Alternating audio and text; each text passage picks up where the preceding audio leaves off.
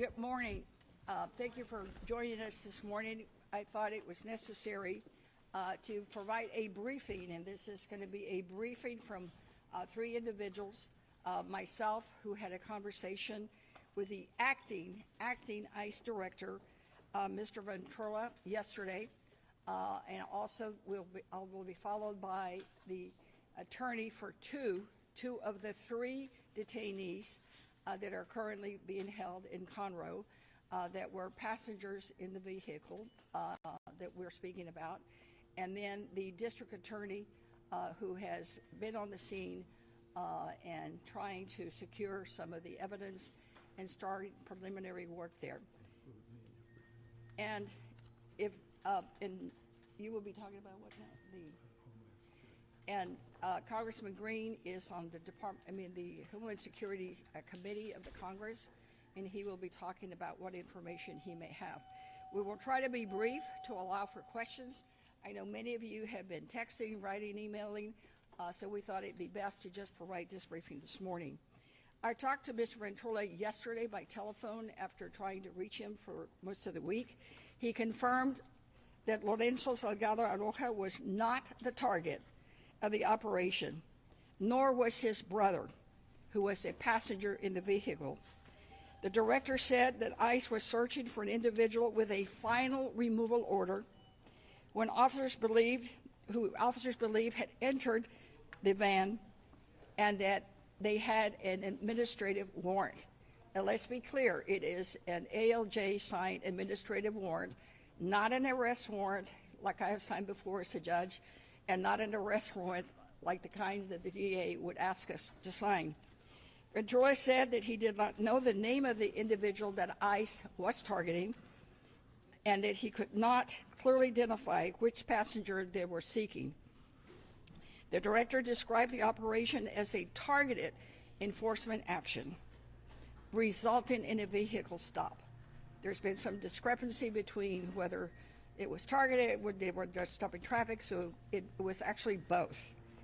None of the ICE agents were wearing body cameras, and none of the vehicles had dashboard cameras that captured the shooting. I really pressed him on this because, quite frankly, I would have to ask the community, what would you do if you're just being followed by someone? And the cars were unmarked. They did not have a siren. They did not have lights or noise. I really did press the ICE director that they should reconsider their policy of unmarked cars, and that they should have something so that the public can know that if they're being followed, that they know who it is. Because I know that if I'm followed by a black SUV and I don't know who it is, I too would be scared, and I too probably would not have stopped. Ventura promised me that the three detained passengers would remain where they are or in Conroe. I have concerns about the potential witnesses being removed from our area and perhaps even being deported. The family members are telling us that their loved ones are telling them that ICE is pressuring the detainees to sign a voluntary deportation form. So he gave me assurances that they would not be moved and that they would not deny me access if I decided to go there today or tomorrow. Ventura promised me also that he would apologize to the family if he found that there was an error made when they released the name of Mr. Araujo before they even notified the family.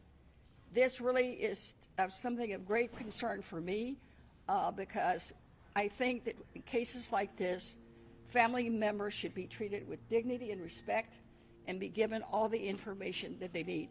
No family should ever learn about the death of a loved one through social media or through a press report. So he committed that he would apologize, but only if they thought there was an error made. So we had some disagreement on that.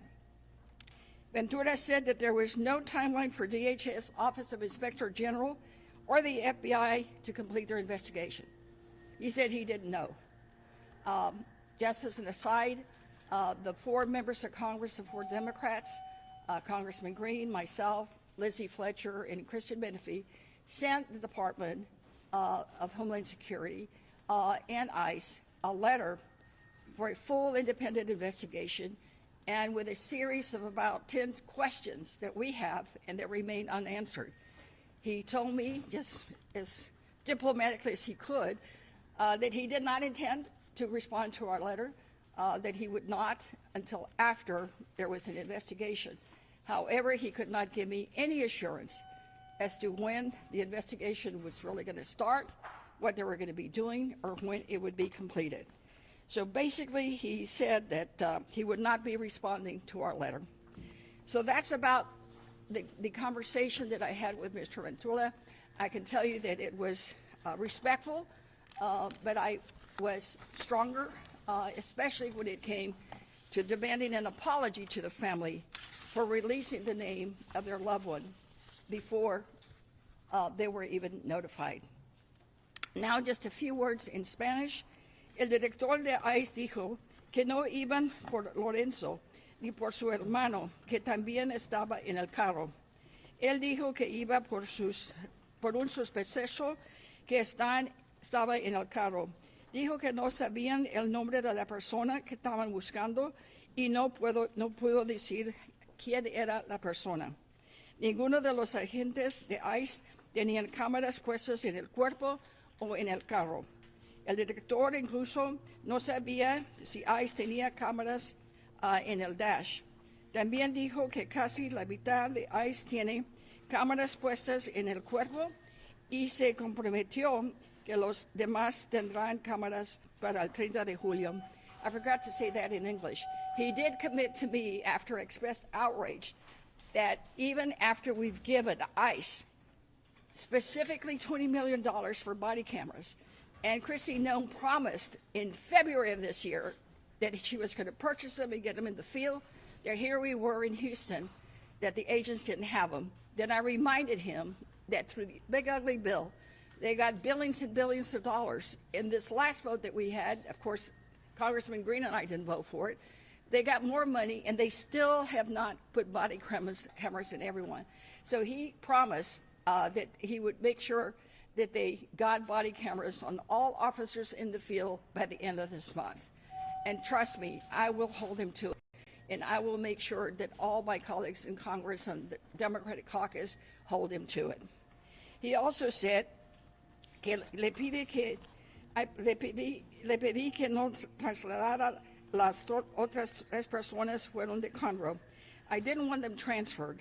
Me dijo que las otras 3 personas en el carro se quedarán donde están detenidos en Conroe, cerca de sus familias y con accesos a sus abogados.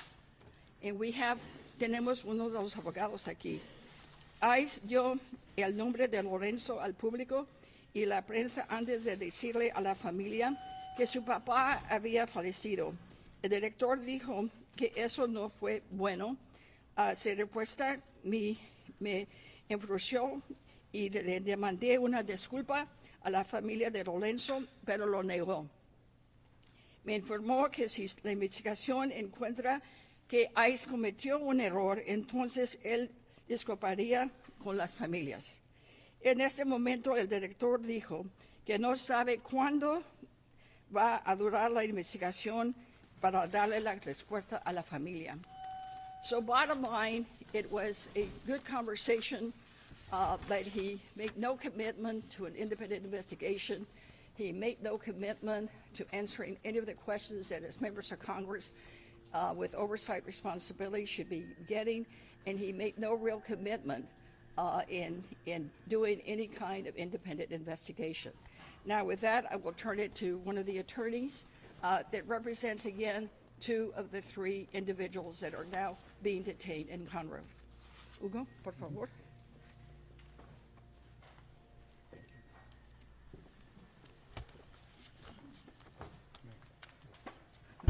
Sorry.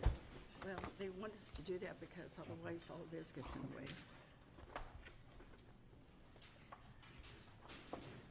Okay, well, first and foremost, I want to extend my gratitude. Yes, my name is Hugo Baldera. I am the attorney representing Jose and Daniel. They're currently being detained at the Conroe Detention Center here, at the Montgomery Processing Center here in Conroe, Texas. I'm sorry, first of all, I want to extend my deepest condolences to the family of Lorenzo. I pray that their faith can strengthen them through these difficult times. Secondly, I thank Congresswoman Sylvia Garcia and for arranging this, and all of you guys for joining us here to get this message out. Until now, we only had the statements of the ICE agents as to their versions of what happened, of what transpired that past Tuesday. But yesterday morning, I personally went to speak with the 3 individuals that were with Mr. Lorenzo on that tragic day this Tuesday. I can tell you, my clients will forever be physically and emotionally scarred by this killing. None of these families will ever be whole again. One man lost a brother. The other 2 men lost a dear friend. What a devastating tragedy. And to what end? He had no criminal record. He had been in here in the United States for over 35 years, a business owner. He had U.S. citizen children. His only crime was that he fit the description of another man that they were looking for. The agency's versions of the killings have varied, and I won't get into all those different versions, but I can tell you with conviction that my clients' versions of the events are extremely different from what ICE agents are saying or what the agency is saying. I am calling for the immediate release of my clients from Conroe, from the Montgomery Processing Center. I believe that given the magnitude of this case and the implications that it carries, my clients may be pressured into signing documentation to sign for their voluntary departure. I believe that this would be devastating not only to them, but to everybody involved, and that we should, and it would be devastating not only to them, but to everybody involved. And I think it is extremely important that we preserve the integrity of this investigation. That will all be out the window if they are deported. I am also calling, as I mentioned, for a private investigation into the incident. Simply put, we have completely lost faith in the integrity and demand an independent investigation be conducted. The families deserve to know the truth. They deserve justice and dignities, all parties involved do. And finally, I am calling for drastic changes to the immigration, to the way the ICE conducts their immigration enforcement.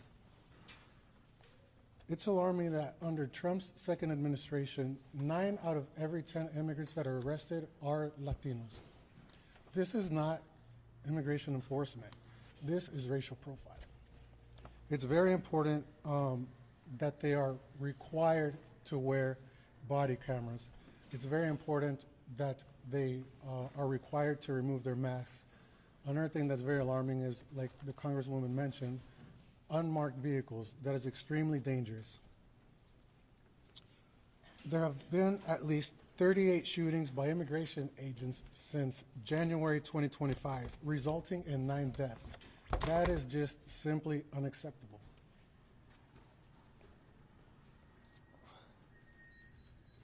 I mean, just after speaking with these men, I have no doubt that what they're saying is the truth. I know that the agency is going to try to cover it up. This is not the first time that it happens.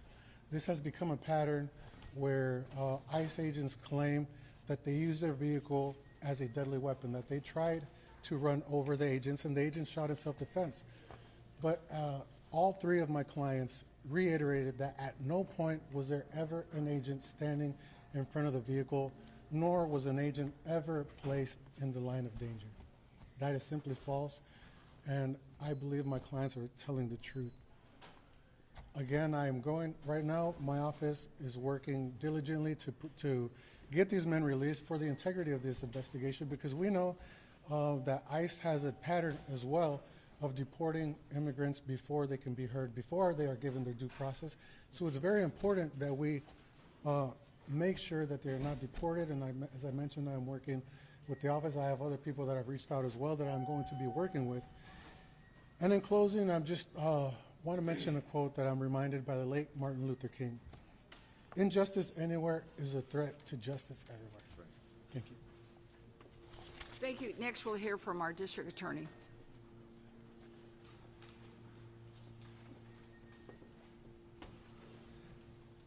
This is the tallest I've ever felt.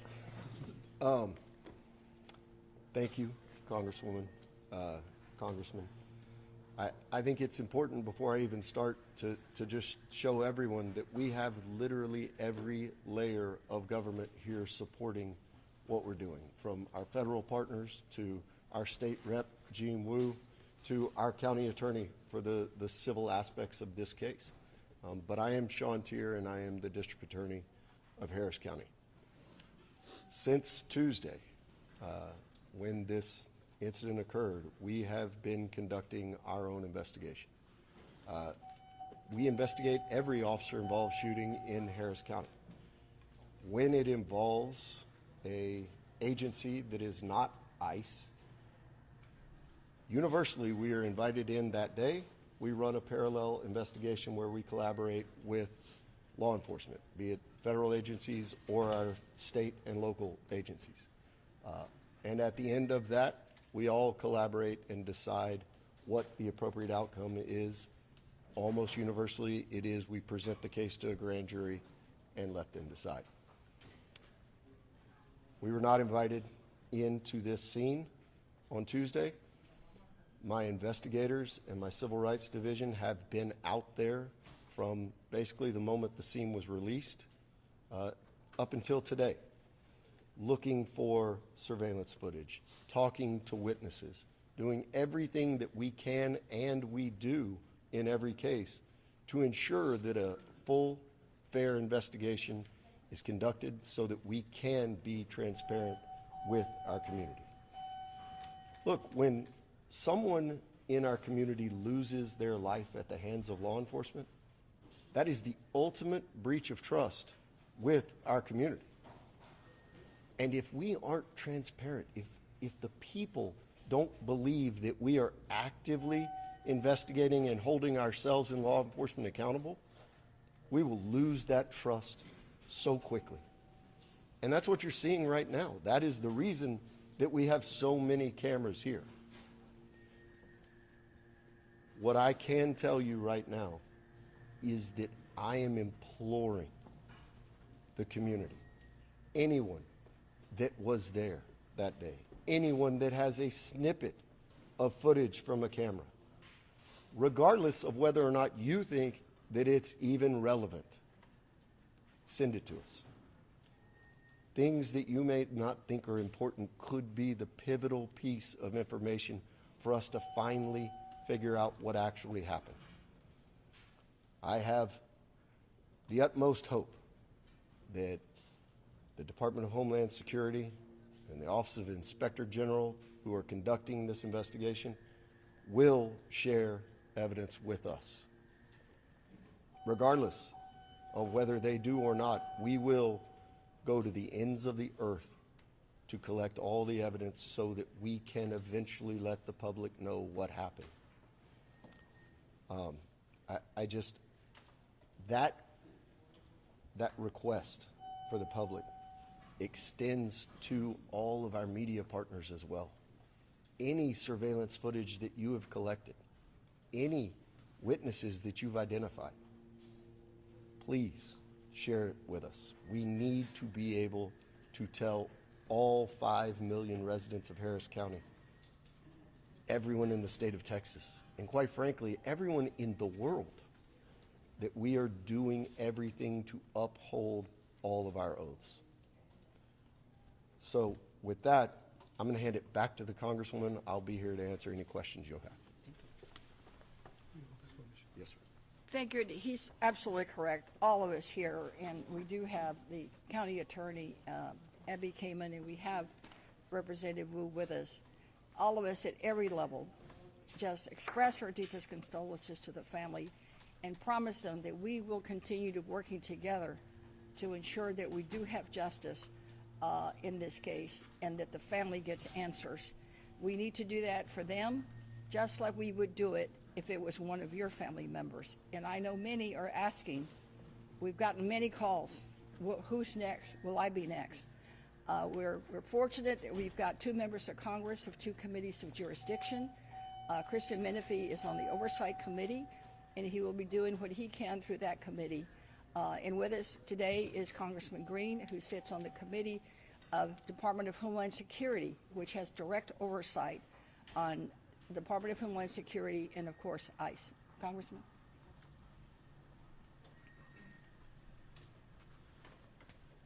Thank you, Congresswoman Garcia.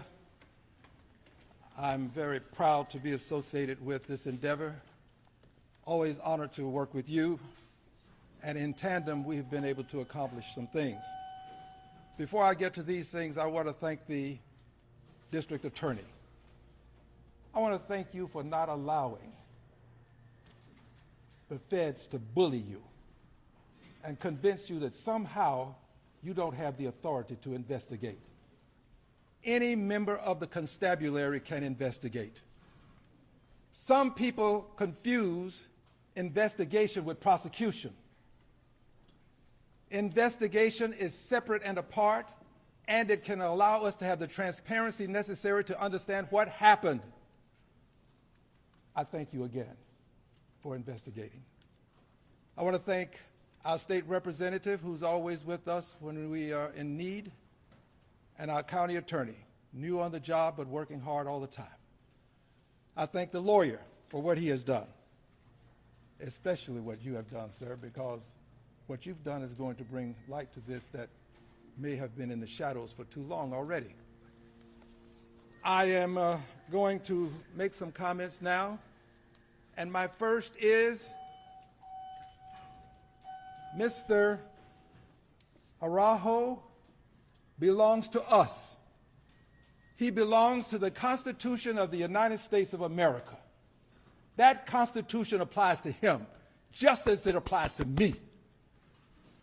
He should not receive any less attention from the Constitution that I or any of you would receive. He belongs to us.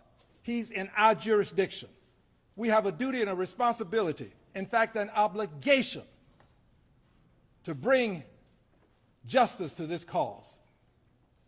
Pursuant to this, at the prior press conference that we had, under the leadership of the Honorable Sylvia Garcia, that was on Wednesday, July 8th, I indicated at that time that I would be asking the Homeland Security Committee in Congress to take up this cause. I sent a letter. That letter has been in the hands of members of the committee. I especially talked to Benny Thompson, who is the ranking member on the committee. And he and I have conversed, and he has assured me of 2 things. One, he's going to do everything that he can to make sure that we investigate at the federal level. This committee has jurisdiction over ICE. He's going to make sure that he does everything. But he also assured me, and he asked that I share this with you, Congresswoman, that if we don't get the results we're looking for, we will have a shadow hearing right here in Houston, Texas. He will come to Houston, Texas. We will assemble our people. I told you that we would investigate. This is not something that we take lightly. And we don't have to ask. We don't have to beg. We don't have to plead. We don't have to beseech. We don't have to grovel. We can demand. This is what the Constitution allows.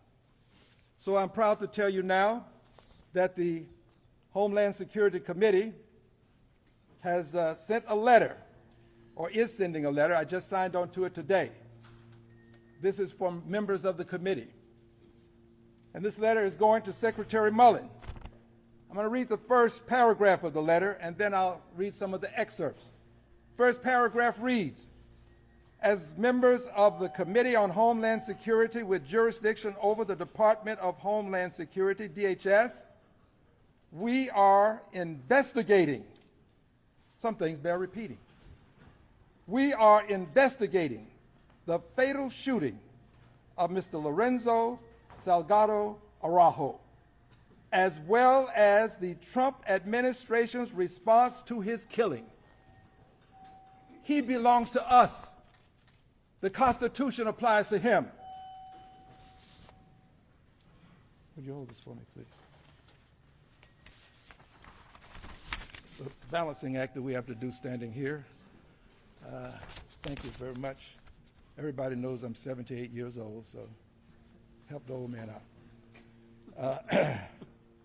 Newspapers make sure you know that. But in any event, I want to read just a few excerpts. It says, we demand. Remember I told you earlier that we don't have to beg, we don't have to plead, and we don't have to grovel? We demand. This is the Constitution. We demand that you immediately turn over to the committee the following information. I'll be brief with it. All video footage, including any body camera footage. Well, we know now that that doesn't exist, but for fear that someone may have overlooked it, we're asking for it. Number two, if there is no body camera footage, an explanation of why such footage was not recorded. We want to know why. You got $20 million. You said you were going to do it. This is negligence. If you haven't done it, or it's malfeasance, we'll find out. I'm on the committee. And I'm going to skip down to number 6. A description of how federal law enforcement officers on the scene identified themselves. The Congresswoman is right. And all of you, you would want to have proper identification if you're stopped by some folk in a black van.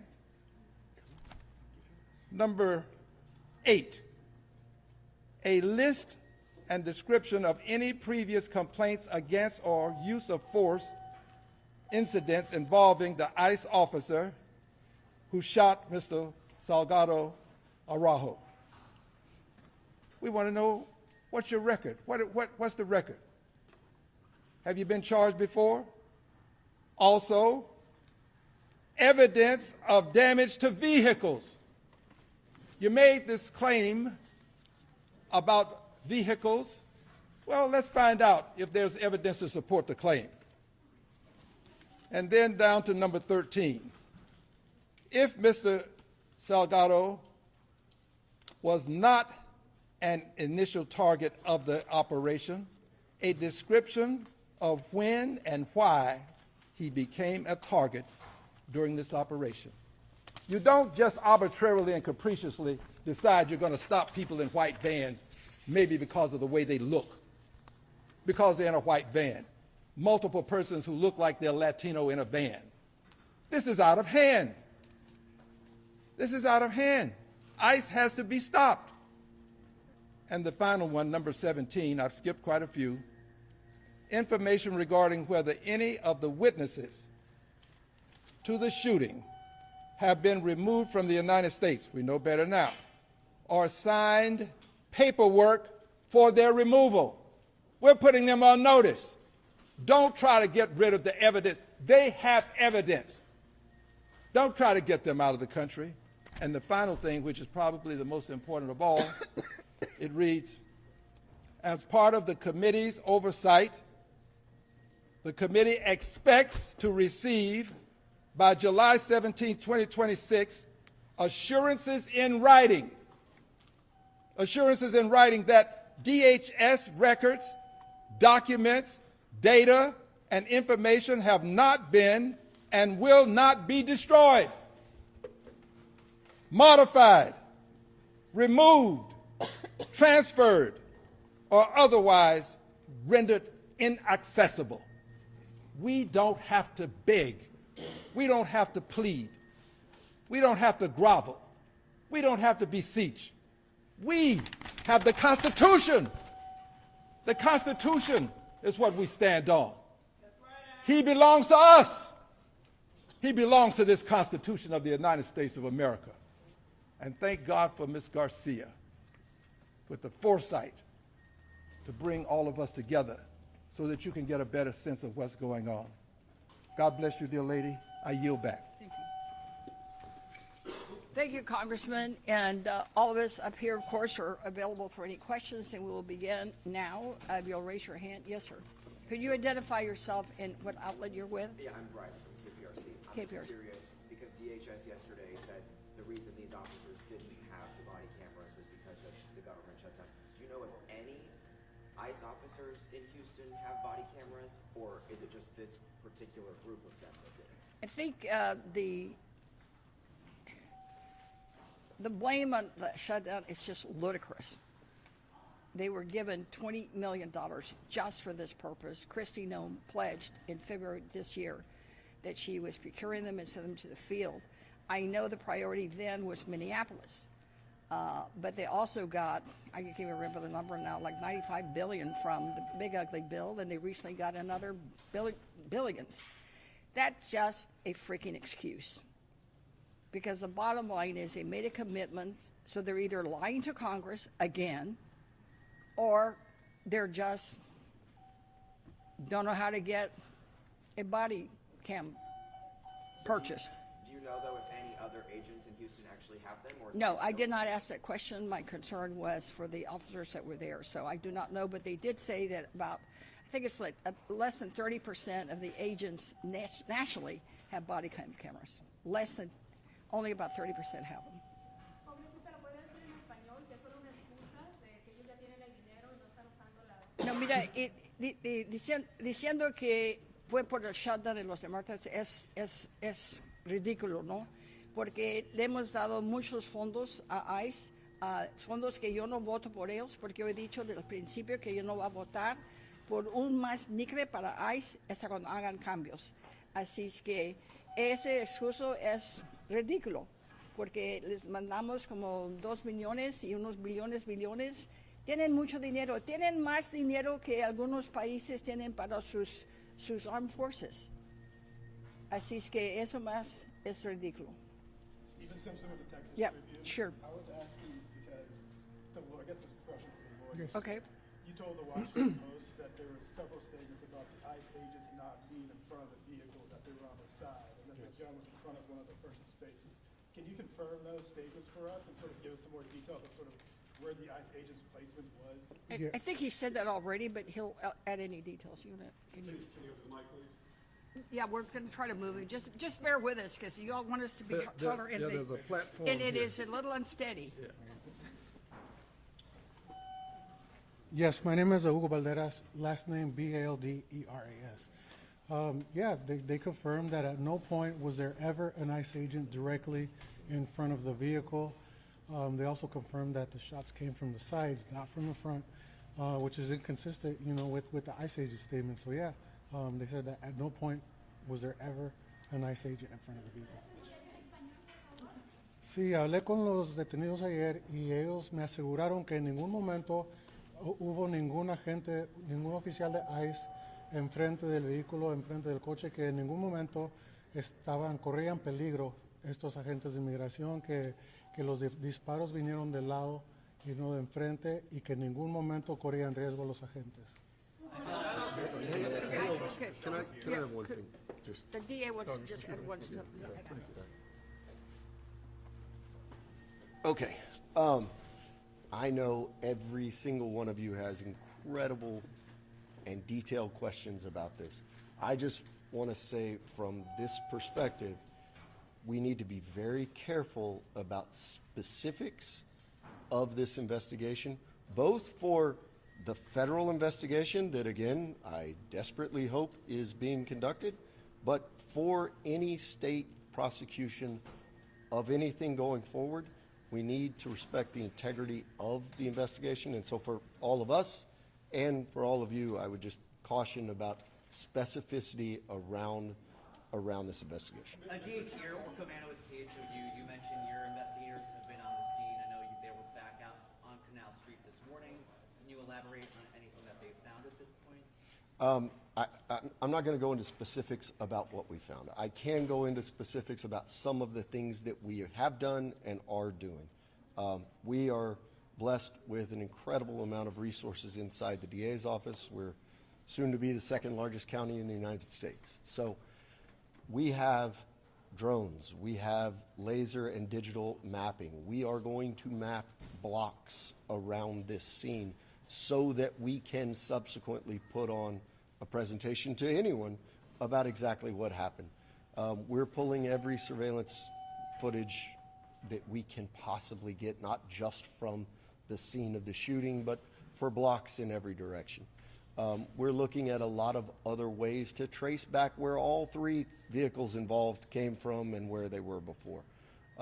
We're working and have had collaboration with the Houston Police Department that was not invited into this investigation either, but was on the scene helping with crowds and such of that. So they're being very collaborative, as they always are. We've been in communication with the FBI, who is not running this shooting investigation, but the FBI has been incredibly supportive and informative so far. So I'm not going to get into what we pulled, how we pulled it, but I am going to reiterate my call and my request to anyone watching this, to anyone that can hear this.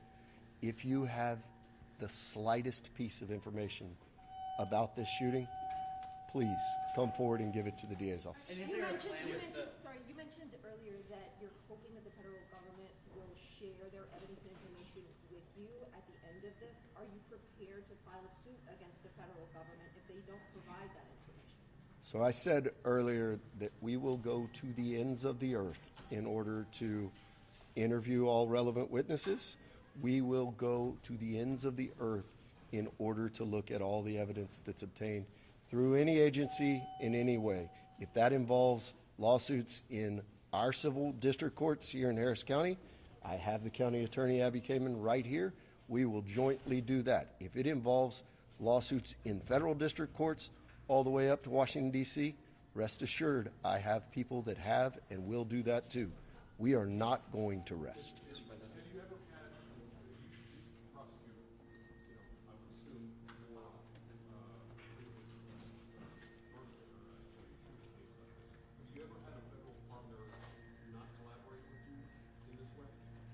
No. I have been a prosecutor in the DA's office starting as an intern in 2005. I have pretty significant institutional memory about this, and you can go back, the first one that I really have a recollection where I was high enough to understand it in the office was a 2018 tragic shooting of a hostage victim by the FBI. The FBI from day one invited the DA's office in. We worked together on that case, and it was a collaboration from beginning to end. So tragically, in a county of this size, we have had federal agents have to utilize deadly force before. This is a unique situation. Yes. Yeah. We're kind of very learned about what your clients say happened. Can you just explain to us detail what they say that they look like? Were law enforcement lights on? Did they ever have any commands from law enforcement to stop? Just anything that you can help us with what they told you during your conversation yesterday. Yeah, no, so pretty much what we discussed was what I spoke with to the Washington Post. We spoke briefly. I was in there waiting for hours before I was able to talk to them. So I do plan on going to speak with them this Saturday as well to get some more information. But pretty much everything that was said in the With respect to the pressure to self-deport, do you know if they're being pressured with criminal time if they don't self-deport? Is it one, are they threatening maybe family members that might also have a status? Can you describe a little bit about what? Yeah, I'm not sure as far as the details. I don't want to get into all of that. But it is a tactic that ICE uses. They do threaten immigrants with deportation. They threaten them with 10-year penalties. They threaten them with never being able to come back to the United States legally. This is just a tactic that they use in order to expeditiously remove as many immigrants as possible. Given what we're now hearing from the men who were in the van, I want to put this question directly to anyone who would like to answer. Do you believe that the ICE officers are lying about what happened?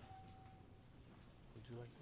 Yeah, well, we certainly now have conflicting testimony. I mean, we certainly now see videos, and I've seen it one at least, that there appears to be no damage whatsoever to the van. So, yes, I think that as the case unfolds, much like the case in Minneapolis, remember that this is a straight copy playbook of ICE. They say the person weaponized the car, that they tried to run over an officer, and that the officer acted in self-defense. Same story, second verse. And we found out then, through the video, through the witness testimony, through what came from the public, that it was all not true. We are leading in that direction.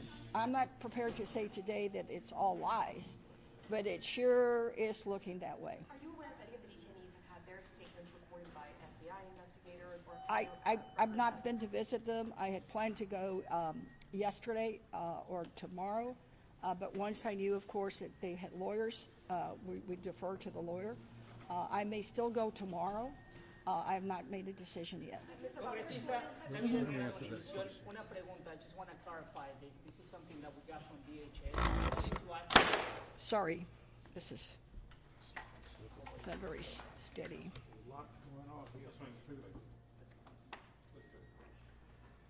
We would like to know which partner agency notified ICE, and this is, I'm going to quote, this is what we got from DHS. After receiving a credible tip from our law enforcement partners, our officers conducted surveillance on a target's address weeks prior to the incident. They noted two white vans at the property on July 7th. Officers were almost at the target's address when they observed a white van with an individual who resembled the target. Officers then initiated the vehicle stop. Do you know which local partner? No, I do not. That appears today to be a different story than what I was told in my conversation with the acting director yesterday. Remember, he told me it was an operation and that there was an order of removal for one of the passengers and that they suspected that the passenger was in the vehicle. Now, if today's story is different, then that goes again to the question of credibility. And, who knows what the answer will be tomorrow. But that's why we need a complete, thorough investigation and a fact-finding from top to bottom. And we have to make sure that it does include our local partners. ICE cannot be doing this alone because otherwise we'll end up just like in the Good case. Nothing. 6 months and we've heard nothing. No one's been held accountable. There's been no real movement from ICE. All they're doing is repeating the same playbook. And we're Houston. We're not going to put up with it. All our partners here with me, we're going to continue together to get to the bottom of this and to give justice to Lorenzo and to make sure that our city remains safe and that ICE knows that if they come into our town, we're going to keep our eyes on them. Does anybody know when Mr. Salgado's remains will be released? I think that's a private matter for the family to answer. So. Back to the legislative power. Given the pattern and practice of DHS and ICE, this is not the first shooting that has happened, as you've mentioned before. What would it have to take for Congress to exercise subpoena power to obtain the records from DHS and ICE to conduct? Well, we've got to get the Committee of Jurisdiction, as the Congressman has noted. We've got to get the Committee of Oversight to act. We've got to have Judiciary. I know I've had reached out by the Judiciary Committee. Senator Durbin is also going to be at making inquiries. So, we'll be back in Washington on Monday. We will be on top of making sure that we get answers. But the difficulty, let's be real. These are not normal times. Normally, we would have called immediately the Department of Justice Civil Rights Division, and they probably would have been here the next day. But these are not normal times. We have an acting attorney general who was the personal lawyer to the man in the White House. We have orders from that White House to just pick up everybody that they can any way that they can. So we will exert our authority, but the challenge is that the committees that have to vote, the gavel is in the hands of Republicans. So it is going to require a real change. Right now that the Republicans you would need the support of Republicans. Yes, in a committee for a vote for a subpoena. Yes, ma'am. Are you guys working on IDing the agent? I'm sorry? Are you guys working on identifying or getting information on the ICE agents? We have asked, we've not gotten a response. Have you been told their current status with the agency? It's my understanding, I was told, things are running day before yesterday, that the ICE agents were removed from Houston the very next day. Are they still Which, on duty somewhere else? well, I have no idea. Do you have a concern that local businesses or even residents, they might have some footage, might have erased it or might have been threatened and erased it, asked by law enforcement to erase any surveillance video that they have and not release it to the public? So far, I know the day of the incident, I sent a staffer down that street to help identify where there might be some video, because we wanted to make sure we secured that. We think that we've gotten almost everything that it's needed. It's been given to the DA or it's been given to LULAC. Some people have forwarded things to me. We're going to try to get all that together to make sure the DA has it. And I don't know. I cannot say if anyone had anything deleted because, frankly, the issue's not come up. Is there video of the actual incident? The actual Not that I have seen. No video of the shooting? Not that I have seen that. Not that I have seen. Is that fishy at all, that the actual incident? I really am not going to respond to that. I mean, if there's no video, there's no video. All I can tell you is there's no video from a body cam camera, although they've had plenty of money to do that. There was none on the dashboard. And again, there was an unmarked car. The director tried to debate with me that, well, they don't do that because they have to do surveillance and that, in fact, they have lights and sound. I said, sir, I have seen probably half a dozen videos. There are no lights and no sound. So, Congresswoman Garcia, you said that they were removed from Houston and they're not in the area, but does that mean that they're still doing their job? I don't know, ma'am. All I can tell you is I was told that they were whisked away the next morning. That's almost the exact words I was told. Do you know if there was a delay in Mr. Araujo receiving medical attention? We are looking into that. I had breakfast with the mayor this morning. That, of course, was the Houston Fire Department. And we are still looking at that because I know the family has some concerns. The mayor and I will probably be doing a press briefing later this afternoon. We'll keep you all posted. It will be at City Hall. The only person to speak to three of the witnesses who actually saw what happened here. Could you tell us how your clients are doing emotionally after what they witnessed? The man lost his brother. You mentioned two of them lost a brother. Well, sorry. Obviously, I think they're still, they're still shaken by the whole situation. But given all the circumstances, they're doing better than I thought they were going to be doing. There still is, like we mentioned, an ongoing investigation, so I don't want to get into too many details with that, but they're doing fine, better than I feel that I would be doing under that circumstance. But yeah, I think that it's maybe hasn't hit them yet, but they seem to be holding up. What's the likelihood that the three gentlemen you're representing do sign those voluntary self-deportation? He represents two of the three men. Mr. Baldera, can you say what the likelihood is that they sign those voluntary deportation papers? Anything I would say would just be speculation. I have no idea. I've reiterated to them to not sign anything and that we're going to help them out. We're telling them we're working on these cases diligently. My main focus is to get them out so that they can continue with their immigration process outside of the detention centers. Go ahead and do it in Spanish.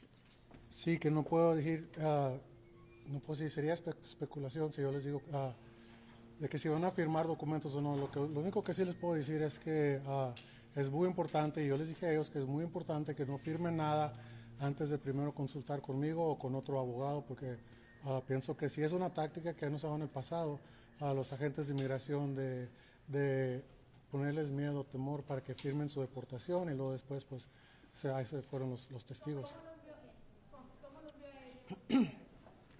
Como digo, tal vez todavía no les pega lo que pasó, están en shock, pienso yo, pero están haciendo, están mejor que yo estuviera en esa situación. But the guys presented to them any paperwork to sign? Not to my knowledge. However, that is a tactic. I think. The governor, we normally hear from DPS, Texas Rangers. Have you talked to any of them about why they're not investigating this item? No, I have not. Have you heard from any of your Republican colleagues? No, I have not. Investigation? No, I have heard from Senator Durbin, who's ranking member of Judiciary, because he too will make a request for full investigation. I've heard from Leader Jeffries, from Whip Clark, from Kamala Harris, a number of other friends and colleagues from around the country. This is, of course, a national story now, but we need to remember that it's all about the family and making sure that their privacy is protected. And please, yeah, I know somebody asked about the release of the body. Those are all issues that are very private. I will be visiting with the family probably today or tomorrow because they're just not even ready to have a visit from me. So please keep that in your mind.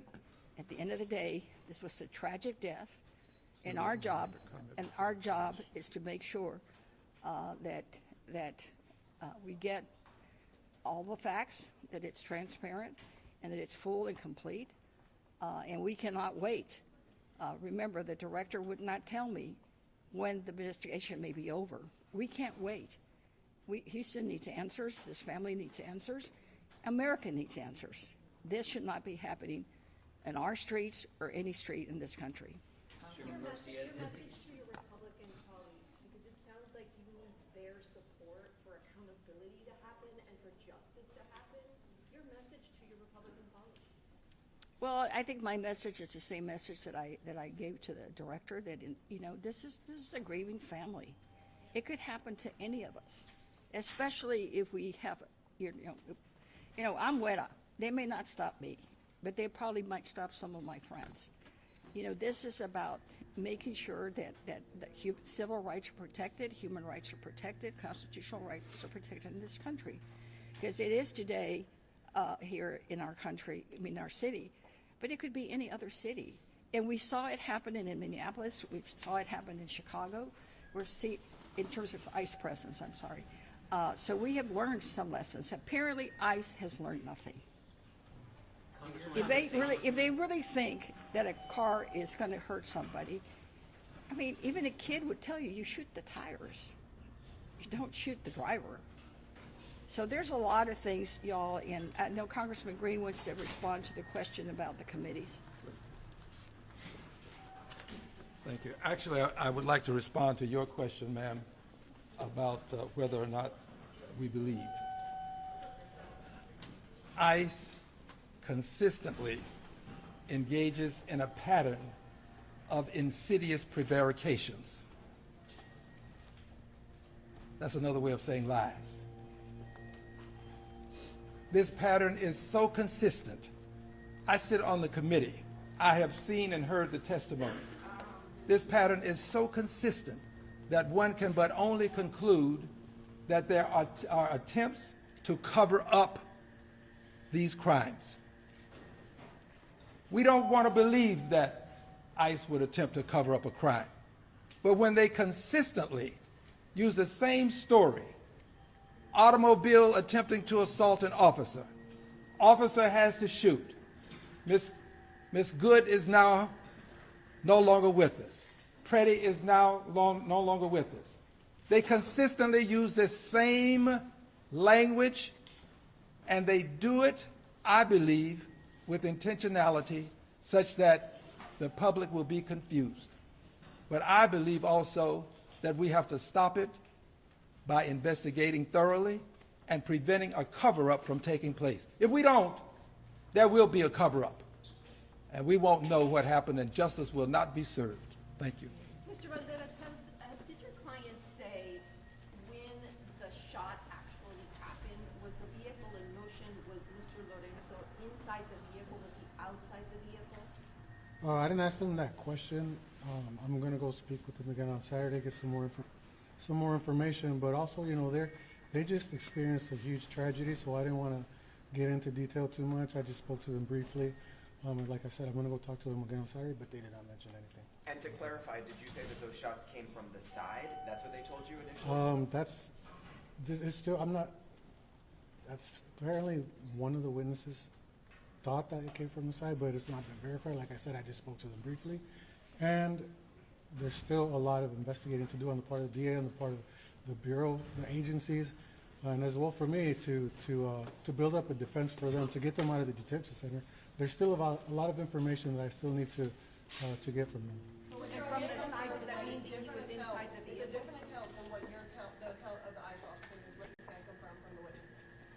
Yeah, I believe that the account is very different from what the ICE agent said. Mr. Jimenez, do you know if your clients have been interviewed by investigators yet? No, I'm not sure. I haven't outspoken with them regarding that. Congresswoman Garcia, Yeah, in your we'll take about one or two more questions, Joe. conversations with the acting ICE director, did he mention anything about who agents were specifically looking for? They said a individual that had a final order of removal, and that they thought that that individual was one of the passengers. He refused to tell me which one of the two passengers. He did say it was not Lorenzo, and he did say that it was not the brother. So by process elimination, it was one of the other two. Both of those are his clients. So we will have to wait and see. Again, facts are coming out, every hour. And we just want to make sure that the public knows that we're fully united in getting to the truth and to finding justice, and that we do urge them, if they have any bit of evidence, a video, a picture, or someone told them something, do not assume it's not important. Let the DA decide if it's not important. So with that, I just want to take one last question, and then we're going to have to wrap it up. Yeah, DHS says a local agency tipped them off about this. Do we have any idea what that local agency is? No, I do not. That's a news story today that we've not been able to track down.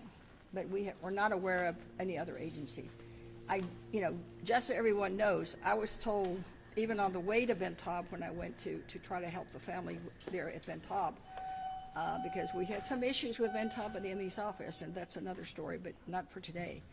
I was told that the FBI was not even handling any of it, except for that one possible charge of assault to an officer, but I don't know against whom, and that everything had to go through Department of Homeland Security headquarters in Washington. Congresswoman, there is zero trust of ICE in this community. I have to ask you directly, do you have faith in anything ICE tells you at this time? With this new director, since he's new, number one, he's told me and committed that he would have all agents in the field in this country with body cam videos trained, operable, and used by the end of the month. Let's see whether he honors that commitment. So I don't know him, but I do know that he worked for GEO, which is one of the companies that has the contracts for these detention centers. So, I'm a human being. I, keep that in my mind. But the level of trust, not only from this community, but I think it's communities across America, because we see what they're doing.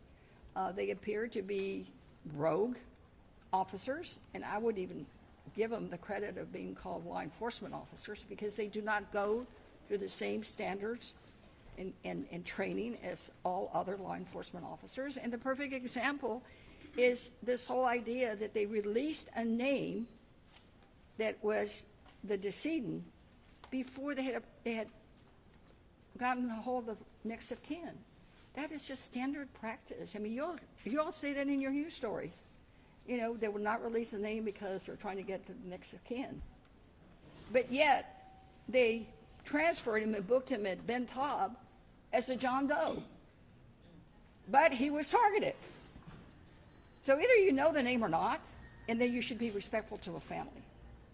So bottom line is we're staying on it, and I'm pleased to see that Commissioner Ellis has joined us, because, Commissioner, we do have some issues with Ben Taub and the Middle Examiner's Office that we will be discussing later.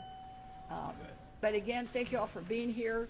I know that a couple of us will still be around in case there's any follow-up questions. Thank you all for being here. And I want to let you know that the letter I referenced closes today and will be sent at some point in the future. Thank you. Thank you. The brother, but the Consul General in Mexico had some people there at the detention center yesterday. It's understanding that they were going to provide there too. You would have to I have tried to reach it. I don't hear Siobhan often. I knew it was Siobhan, so that's beautiful. He's an Asian.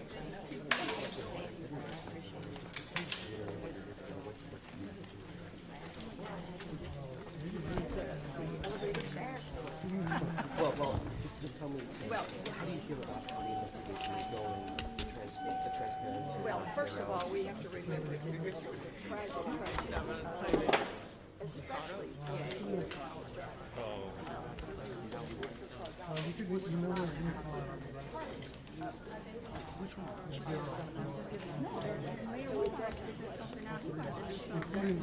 Yeah, he just said something else.